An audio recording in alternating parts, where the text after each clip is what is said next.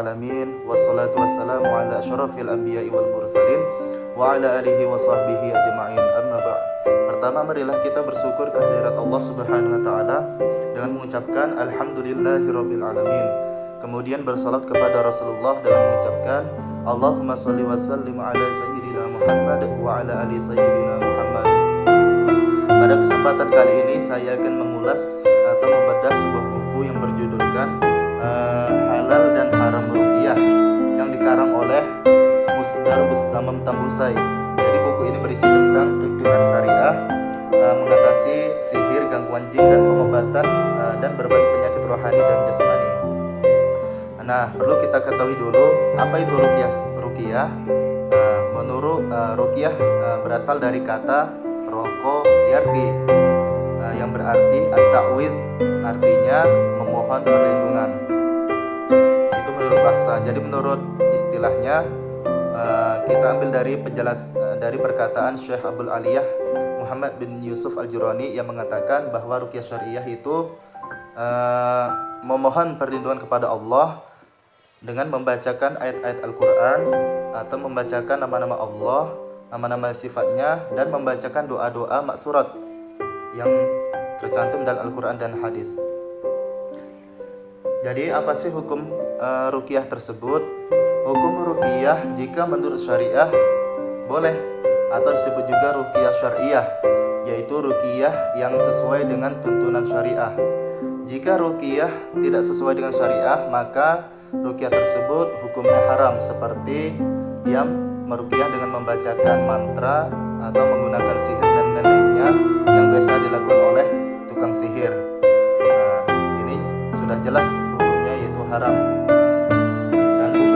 Dan di dalam buku ini sudah dijelaskan bagaimana syarat-syarat ruqyah, syarat-syarat yang boleh menjadi ruqyah.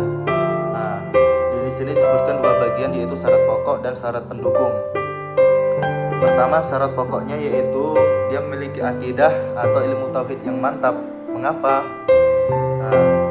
Dengan ilmu akidah tersebut ia meyakini bahwa apa yang ia baca atau yang perbuat tak lain tak hanya atas kehendak Allah Subhanahu wa taala.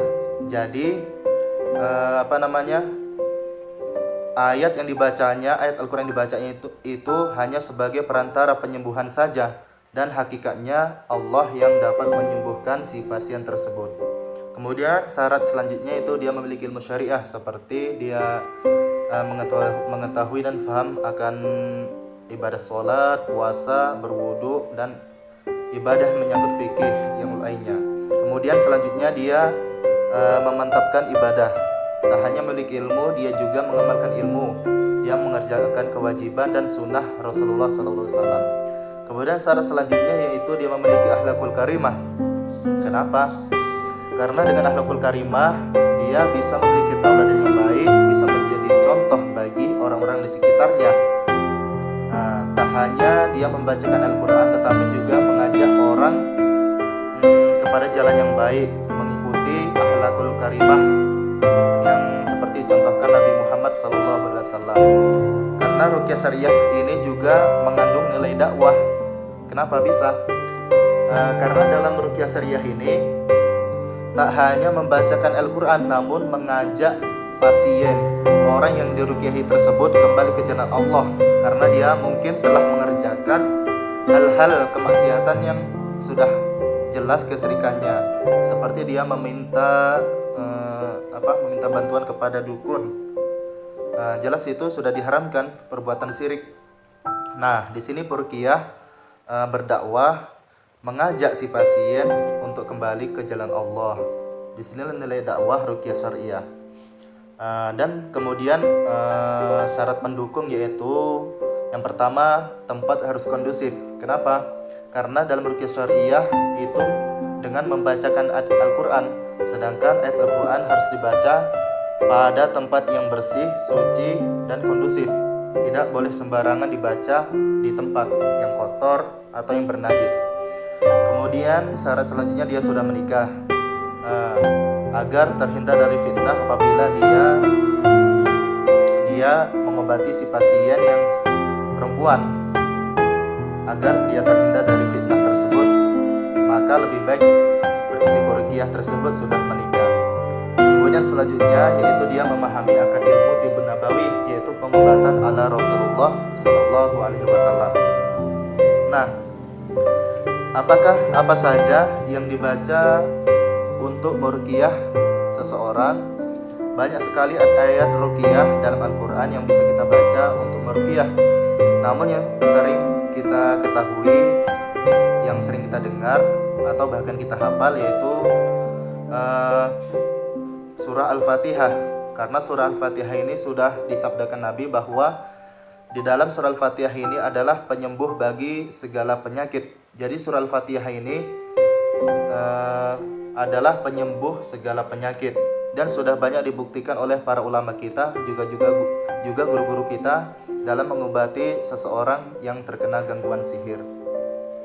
Dan ada juga seperti contoh lain ayat kursi, akhir surah Al-Baqarah, surah Al-Ikhlas, dan surah Al-Falaq dan An-Nas.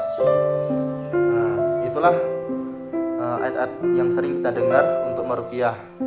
Tapi masih banyak lagi ayat-ayatnya, tak hanya itu saja.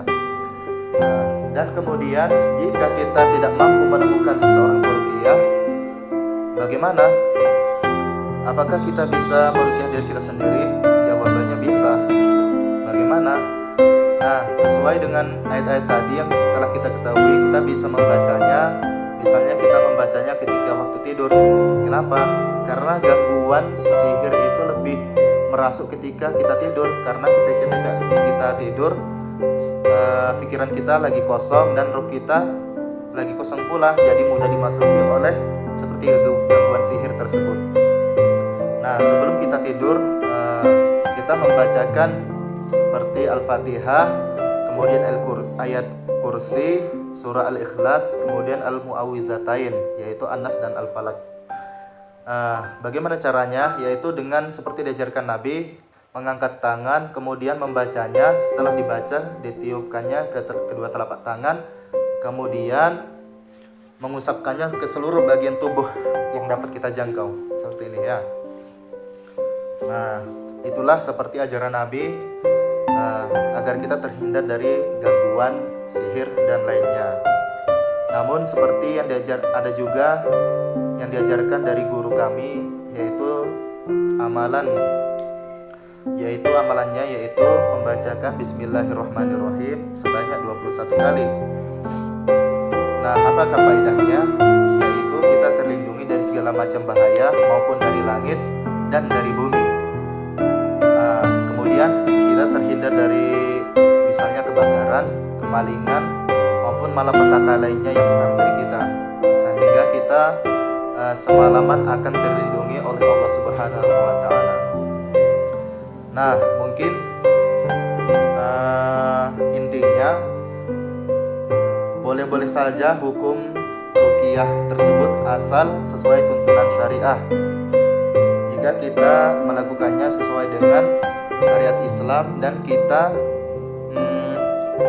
hanya bergantung kepada Allah semata, tidak bergantung pada apa yang kita baca atau apa yang kita perbuat, karena pada hakikatnya semua apa yang kita lakukan atas izin Allah Subhanahu wa Ta'ala, yang bermakna la haula wala quwata illa billahil aliyyil azim.